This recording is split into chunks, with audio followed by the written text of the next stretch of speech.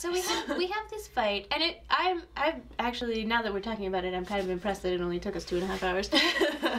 But we have this fight, and then we decide, you know what, we're just gonna enjoy ourselves today, and we'll walk around, and we had like the best day that day, just walking around, checking stuff out. Found some fun little shops. We got this fun little wooden flute that was €1.50, and I play the Irish tin whistle, and it's the same fingering for this flute thing. We got something else that day. I don't remember exactly what we got, but it was right in that little area. Fun. Oh, we found that awesome little cafe with the magnums and stuff.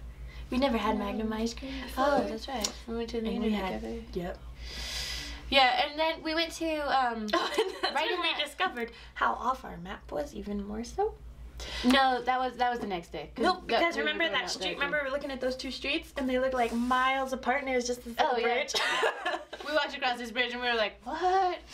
So, and we did not procure another map. We just kept going with the one that was because all the locations were correct. All the locations even if the distances were great. So, anyways, we went to the this church that's right in the middle of Berlin that had been bombed during World War II, and it's that place was probably the one most of all where I got that. Well, maybe not most of all, but one of the places where you really get that sense of the German national guilt that is so pervasive, especially in Berlin. Because, like, on the wall, it was just, like, you know, for the sins of us and our father's father forgive. And it was just, like, all these lines so deprecating. And I'm just like, man, you know, I understand. And it was interesting, too, to be in a church that the Allies had destroyed. I mean, like, yeah. That messed with me because that's sacred ground. That's holy ground. And it was, like... It was a church that was hundreds and hundreds of years old. I think probably it might have been built in, like, judging by the style, I'd say like 1100s, maybe more, maybe earlier. I don't remember exactly. It broke my heart. And the mosaics, hand-done mosaics that had been destroyed by the bombs. And so they took the glass that was at this church that had been destroyed and made a church right across from it that was like kind of, it was a church, but it was also kind of a memorial. And so like it was a super emotional, super heavy day, but it was one of the most productive days I think I've ever had in my life. Yeah, no, it was emotionally productive. Yeah, it was great. Emotionally and relationally it was productive. Really good. And so it totally changed the way that we relate to each other. And you know, I think that's probably that's the most important thing. If you go on a trip for no other reason than to like find yourself and find out who you are, and also, you know, who your traveling companion is, because we get so focused on ourselves a lot of the time. Oh yeah. And I think that was most of our problem at the beginning of that trip, was we were so focused on ourselves and how we were feeling that we weren't really considering the other person's perspective. And when you are able to do that... We were trying to take care of each other, but physically trying to take care of each other. And not really, like... I wasn't know the best way to take care of you. Yeah. Hi, my name is Nia, and I have a great plan for your life. Exactly.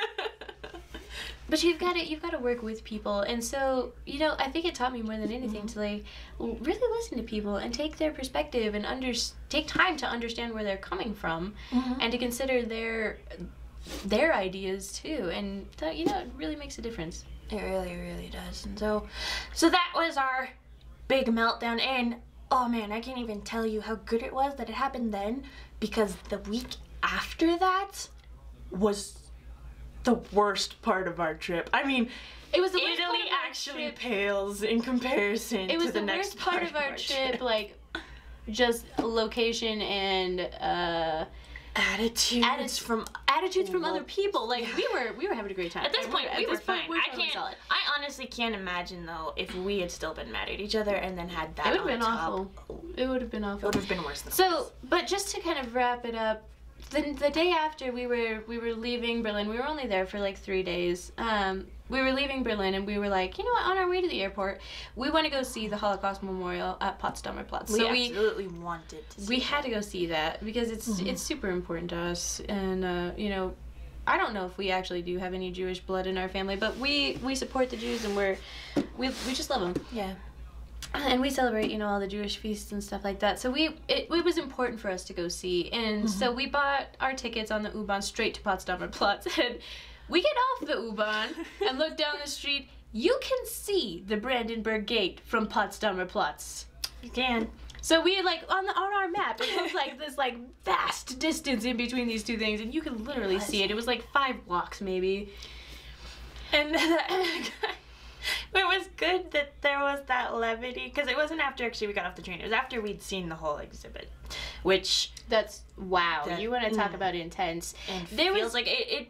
You can't even cry because there's so many emotions that and you they're all feel. intense. I mean, it's not like anything is subtle. You just everything hurts, and it's like at some points of it, like there's one room called the family room in this memorial where you walk in and it's just stories of families, family after family after family who suffered, and almost all of the family members were killed. And the stories in the are Holocaust. from the survivors, and it like every single survivor is like, why was I spared?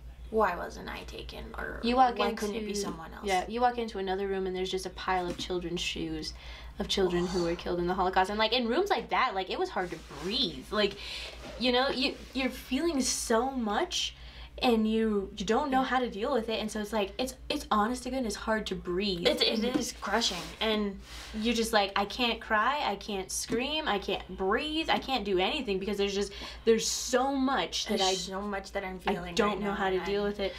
And so we walked through this whole thing, and that was another I don't know, part of what made it so suffocating was the horrifying nature of what happened there, and it was horrible. The pictures.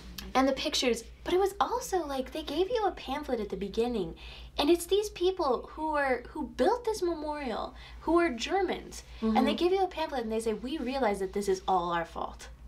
And I'm just like, man, you know, and that kind of breaks your heart because it does. It wasn't your fault. It was forefathers. It was your forefathers. It was the people who were in power at the time.